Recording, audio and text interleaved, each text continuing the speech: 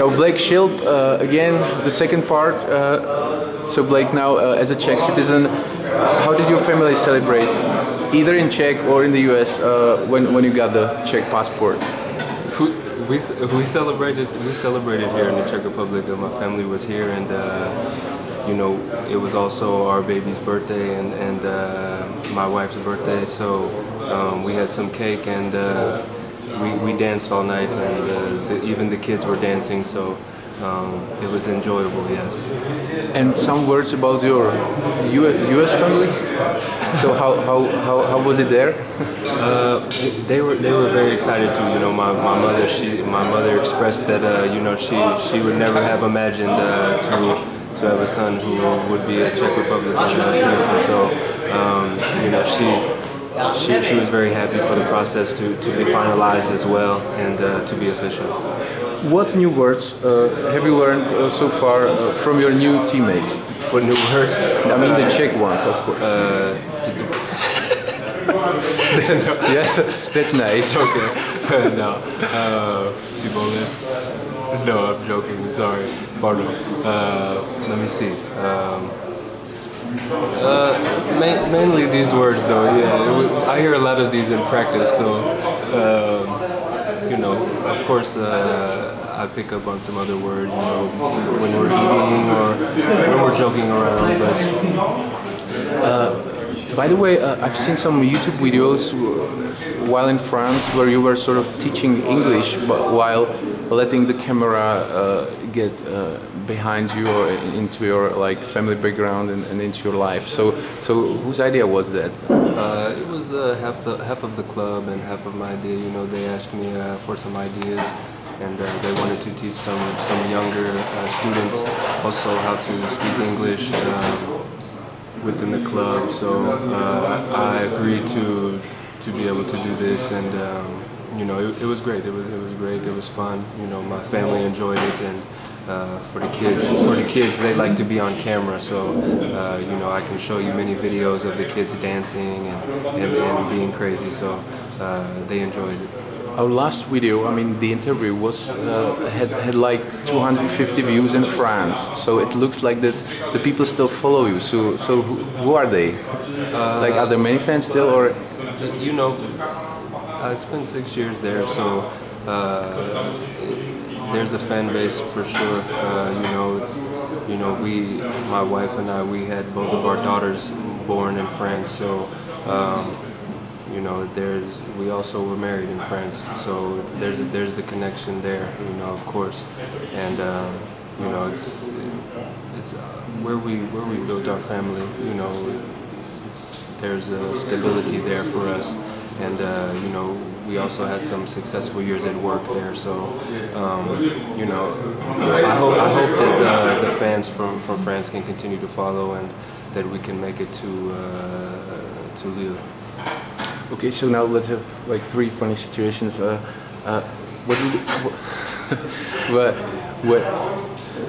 What would you say if you wanted to get yourself a beer and something to eat in a pub in Czech? Dobrý den, prosím, jeden pivo.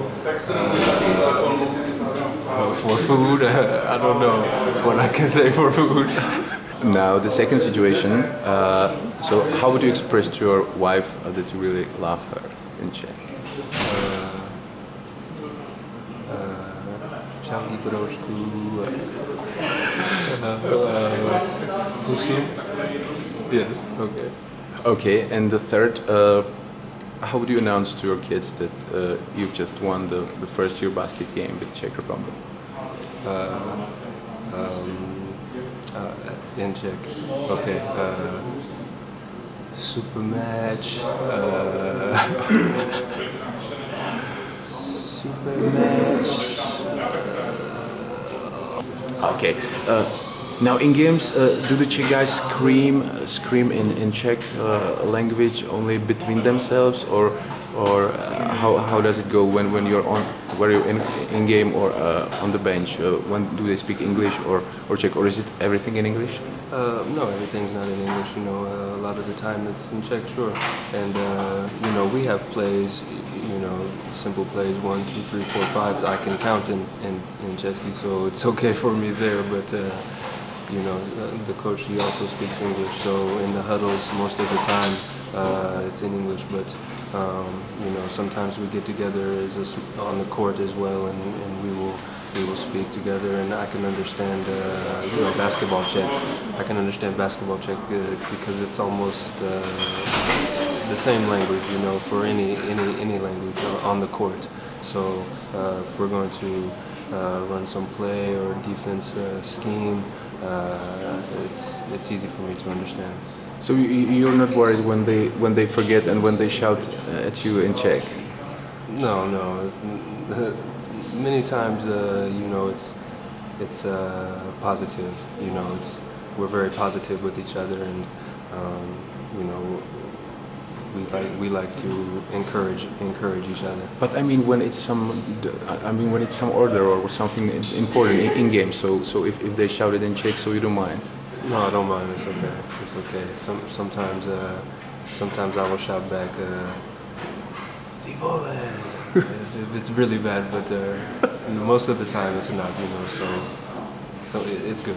And then the huddles. So when someone speaks, so it's in Czech, so you have to listen carefully. Yes, I listen carefully, and if I don't understand everything, I will ask. But you know, most of the time I can understand, or Sati will explain to me. You know, as the point guard, he's very good at explaining to everybody on the team what's the organization.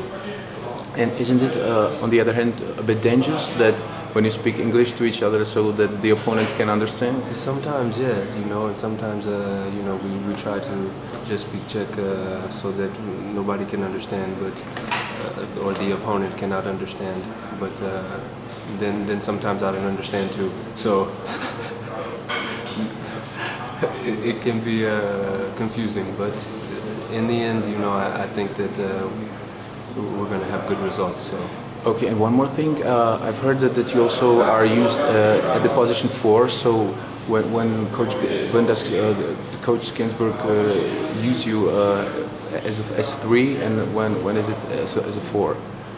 When, Kenny? Yeah, when are you used as small forward? Normally I've been starting the game at the 3 for the past 3 or 4 matches, and you know, sometimes I think in the end of the game or in certain situations when we need to spread the floor, or you know, we have a mismatch with Jan down low and we want to give him some space, that I can move to the 4, and we can have everybody on the perimeter who can shoot or create. And very often 4 or just rarely?